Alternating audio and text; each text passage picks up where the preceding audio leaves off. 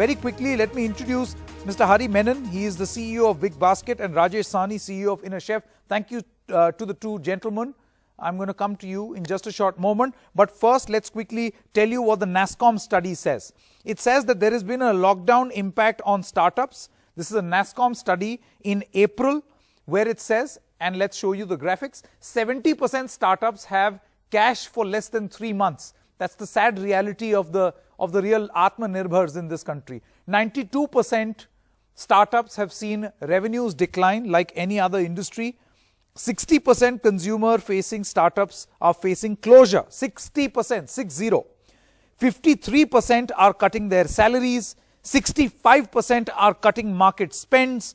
And 13% are cutting employee strength. So those who are Atmanirbhar are not very excited and not looking at a very good picture up ahead. But how can we revive this? The idea is not to be negative. The idea is to think about how this actually can be revived. Rajesh Sahni, CEO of Inner Chef, is now with us. Mr. Sahni, good to have you on the show.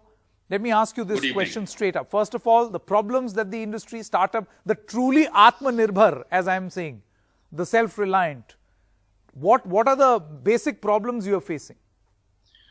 Look, startups are used to adversity. It's a miracle that some startups survive. We are in a high mortality business.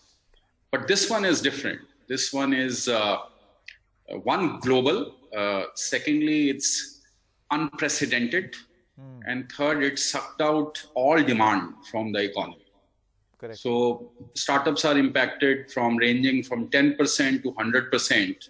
And in fact, half the startups are not even operating at this point of time due to various restrictions that have been imposed on their operations. So they need help. They need unprecedented help. And look at it. What's the role of startup in a society? In today's world, startups are engines of economic growth. They're engines of innovation, and they're also the new employment generators. All three are getting impacted today. And therefore, it's important that some kind of help is granted to them so that they come out of this crisis and re-innovate and rethink their strategy and find a way to survive.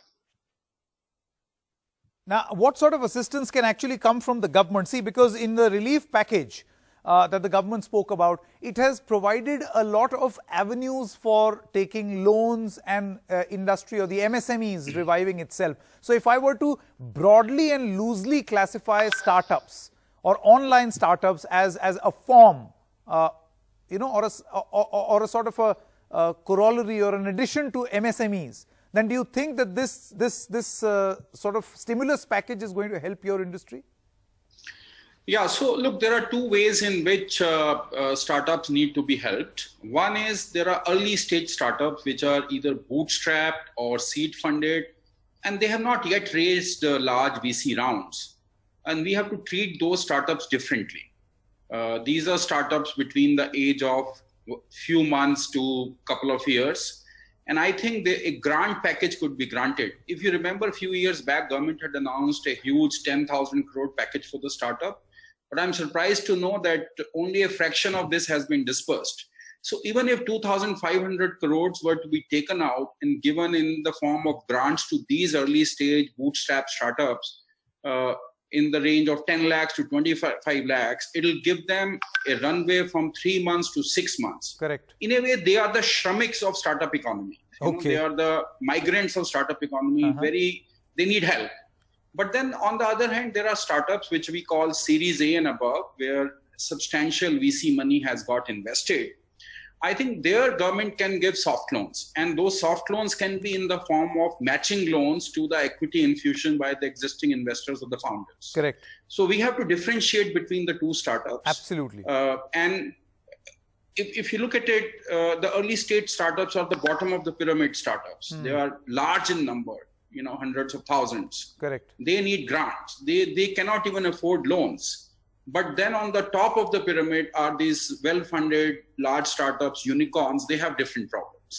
Correct. So you're saying that there has to be a different approach for different types of startups. Mr. Sahni, thank you so much. Thank you so much. Actually, I got an idea when I saw your tweet. So thank you so much for highlighting this problem, and let's hope the government is listening, because if we want us to be Atmanirbhar, then this was one sector that was actually going in that direction. Thank you so much for joining us. Now, I want to also introduce Mr. Hari Menon. He's the CEO and co-founder of Big Basket. Mr. Menon, good to have you on the show. We were just speaking to Mr. Sani, and he seems to suggest that there has to be a different policy for different types of startups. I would start by asking you the same question.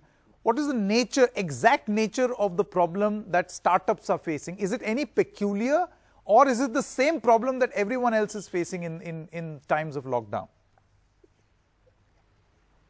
No, essentially, I think, different startups are facing, obviously different problems depending on, their age in terms of existence, and hence the problems are different. But, I really want to, put this into broadly into three buckets. Sure. If you look at startups, right?